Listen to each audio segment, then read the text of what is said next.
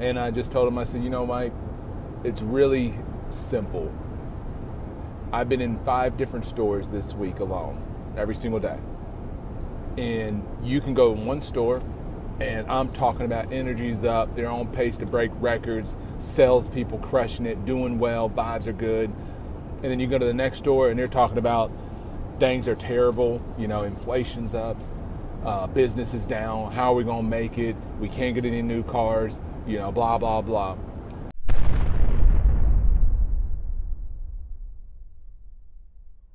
Durran Cage. Here with Durran Cage. Like if they cast Durran Cage to play Hercules, which he has the physique to do. Power. I want you to close your eyes. 3, 2, 1. Wait, what?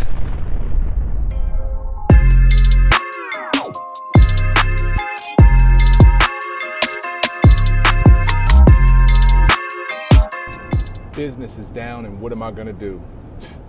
So I just got this call, while I'm driving with a salesperson that used to work for me. And what's interesting about what he had to say is it's like he called me to ask me a question that he already knew the answer to. You ever see that? Like anybody reach out to you and it's like really they're not asking you a question, they're really seeking confirmation to what they already believe. But get back into our conversation. What he said is that he sees that the industry is making a huge shift. New car sales are down. Business seems to be down. Market area is down. And he wanted to know with me and my clients in the stores I work with, what am I seeing? What am I hearing? And I just told him, I said, Mike, it's really simple. I've been in 5 different stores this week alone, every single day. And you can go in one store, and I'm talking about energy's up, they're on pace to break records, salespeople crushing it, doing well, vibes are good. And then you go to the next store, and they're talking about things are terrible, inflation's up, business is down, how are we going to make it, we can't get any new cars, blah, blah, blah. And I said, if you really want to know the key separator between the two, it's the leadership at the top. It's the people that are running the store and leaning on people and listening and studying the industry to see what pivots need to be made. And why is this important? Because it's the same thing for my business. Anybody listening to this, their business, is that anytime you feel or start seeing that a market shift, that's when you really got to dig in deep and start paying close attention. So I'll give them an example. Okay, if we know that the new car industry is kind of taken a different turn, ever since the little chip shortage thing. What do dealers then need to become really great at? It's like used cars. I said exactly.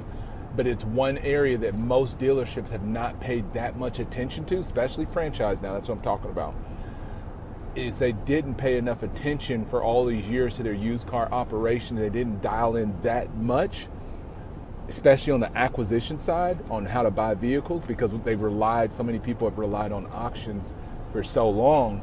Well, now you've got auctions selling cars at an all-time high. So then now you have to get better at private party purchases, which this is something that either dealerships are hit or miss on. Either they have a great process, right people in place to buy directly from the public and get private purchases, or there's some that just say it doesn't work, we can't get it to work. Again, it goes back to the top. You have to have the right people, the right processes, and you can make that thing happen. So, and one other thing I said, now's a good time to also listen to your people. I said, have your people come up with some ideas that they feel will help us get through this turn of events that we're seeing. And he said, it's funny, Durran, you say that, because they ask for information all the time. And we've shared with them about, hey, maybe we should stock different inventory. Maybe we should switch to different providers or vendors or something like that. And he said, but you know what happens after we have that conversation, Durran? And I said, no, what happens? He said, they don't implement anything. He said, nothing changes. And there's a guy named Andrew Breedlove. I'll never forget, he said this during COVID when it first happened. He said, there's a saying that I say, if nothing changes, nothing changes. And as simple as that sounds, it really is true. If you get information and you change nothing, What would make any dealership think that the results of what's happening in their dealership is going to change? So this message, you know, when you're hearing this, the takeaway should be, okay, if a market starts taking a pivot, starts taking a shift, look at my inventory, look at my people, look at our current processes, look at my marketing channels. Are they all effectively running? Do I have the right amount of people? Do I have too many people? Am I getting all the activity I need out of my people?